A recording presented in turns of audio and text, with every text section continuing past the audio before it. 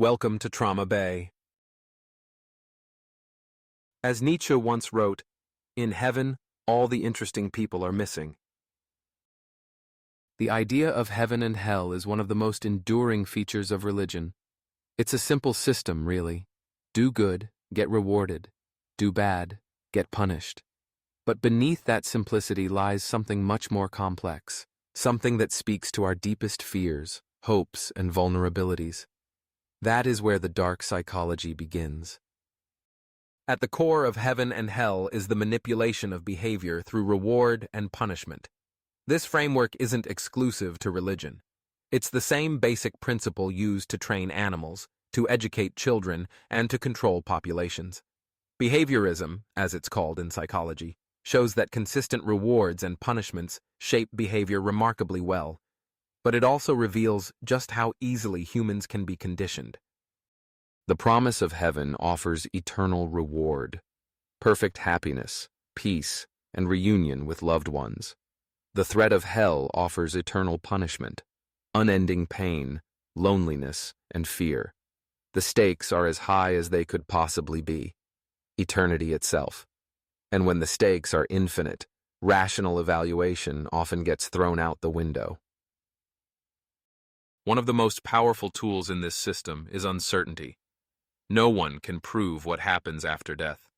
This ambiguity creates anxiety, and anxiety makes people more susceptible to influence. When people are uncertain, they're more likely to conform, to obey, to cling to comforting narratives. The promise of heaven and the fear of hell capitalize on this vulnerability. In evolutionary terms, fear is a survival mechanism. It keeps us alive by making us avoid danger.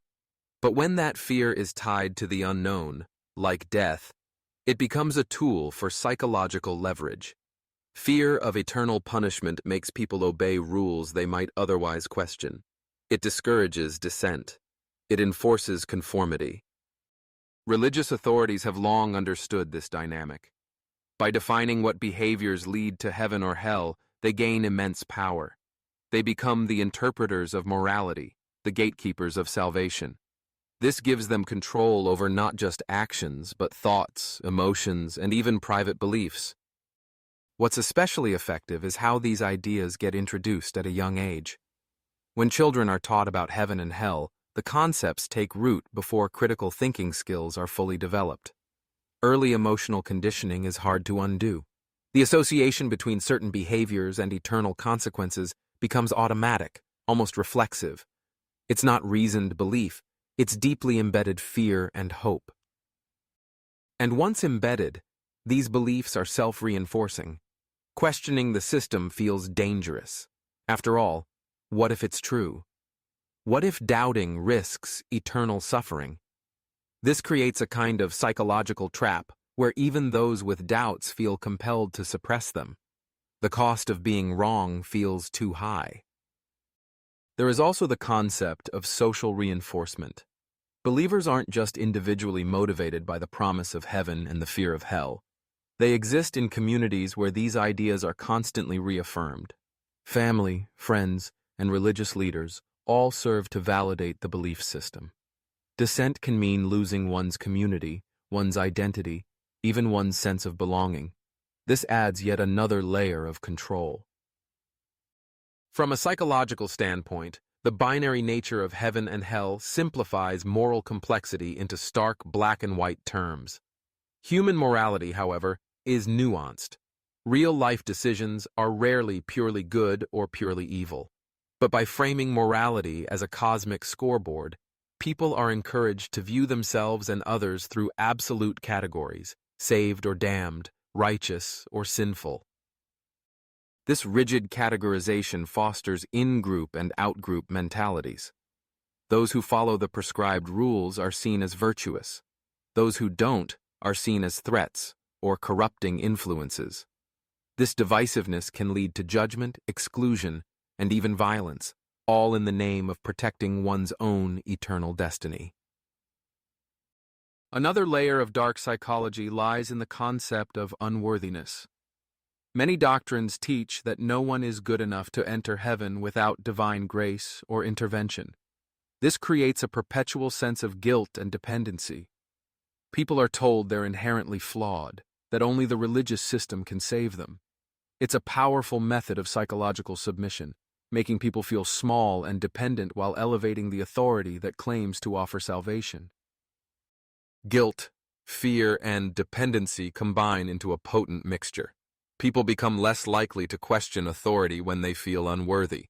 They become eager to perform rituals, donate money, and comply with doctrines, hoping to earn favor and avoid punishment. Interestingly, some modern psychological studies mirror these dynamics. The concept of learned helplessness shows that when people feel powerless to control outcomes, they become passive and compliant. The constant reminder that one's eternal fate rests on forces beyond personal control mirrors this helplessness.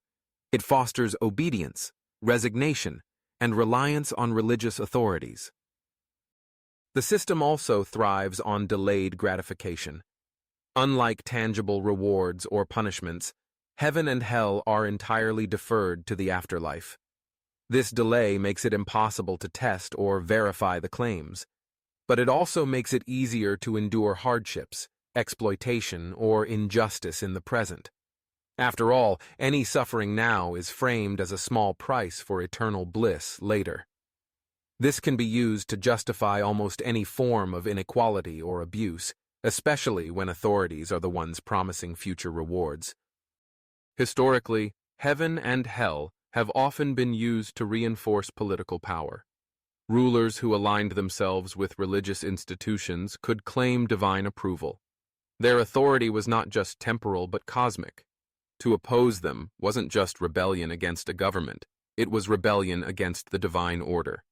This fusion of religious and political control amplified the psychological impact of heaven and hell, making disobedience feel like risking both earthly punishment and eternal damnation.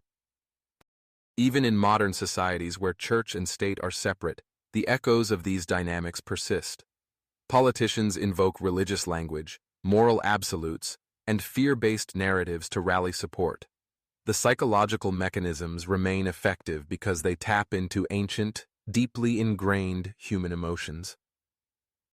The appeal of heaven and hell also ties into our desire for justice. Life often feels unfair. Good people suffer, bad people thrive. The idea that ultimate justice awaits after death provides emotional comfort. It allows people to believe that even if life is unfair now, a perfect moral accounting will eventually take place. This desire for cosmic justice is powerful, but it can also blind people to systemic injustices in the here and now. It can make them tolerate inequality, oppression, or cruelty under the belief that divine judgment will sort it out later. Then there's the psychological comfort of certainty. Death is the ultimate unknown. The promise of heaven and the threat of hell provide a framework that seems to explain what happens after death. Even if the explanation is unprovable, it feels better than uncertainty. And when people fear uncertainty more than they value truth, they are easy to manipulate. There's also the way these beliefs intersect with grief. The loss of loved ones is one of the most painful experiences we face. The belief that we'll reunite with them in heaven can be a powerful coping mechanism. But this same hope can also be exploited, reinforcing attachment to the belief system and making people reluctant to question it. The dark psychology of heaven and hell isn't always malicious by design. Many who teach these ideas sincerely believe they are offering hope and guidance. But the system itself, regardless of intent, operates through powerful psychological levers: fear, guilt, dependency, social conformity, learned helplessness, and the deep human need for certainty and justice. When we step back and examine these dynamics rationally, the picture becomes clearer. The promises and threats of the afterlife aren't just theological ideas. They are tools that shape human behavior, often in ways that serve the interests of those in power. Understanding this doesn't erase the emotional comfort some people draw from these beliefs, but it does reveal the mechanisms at play. As long as we fear the unknown, As long as we crave certainty and justice, the ideas of heaven and hell will continue to hold psychological sway. But recognizing how these levers operate is the first step in freeing ourselves from their grip.